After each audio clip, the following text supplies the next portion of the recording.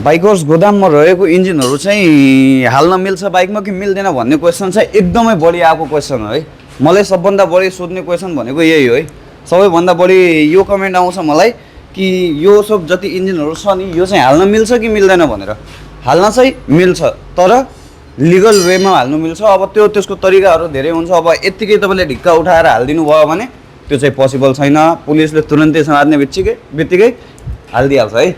त्यही भएर यसको इन्जिनमा बुझ्नुपर्ने कुरा के हुन्छ भनेपछि यसमा चाहिँ एउटा चेम्बर यस्तो हुन्छ जसको नम्बर चाहिँ ब्लू बुकमा लेखिएको हुन्छ। त्यो चेम्बर चाहिँ हामीले विदाउट पर्मिसन चेन्ज गर्न मिल्दैन। तर त्यो बाहेक अरू सबै सामानहरू चाहिँ चेन्ज गर्न मिल्छ है इन्जिनको। लाइक हामीले रिपेयर गर्छौँ अरू सामान पनि हाल्छौँ त्यो चाहिँ हामीले हालिरहेको हुन्छौँ नि त्यसमा चाहिँ केही गाह्रो परिरहेको हुन्न नि।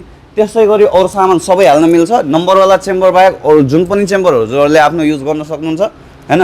त्यो नम्बरवाला चेम्बर जुन पहिलादेखि तपाईँहरूकोमा लागेको छ त्यो चेम्बर तपाईँले आफ्नो हाल्नु पर्यो र अरू सामान यहाँदेखि हाल्न मिल्यो है।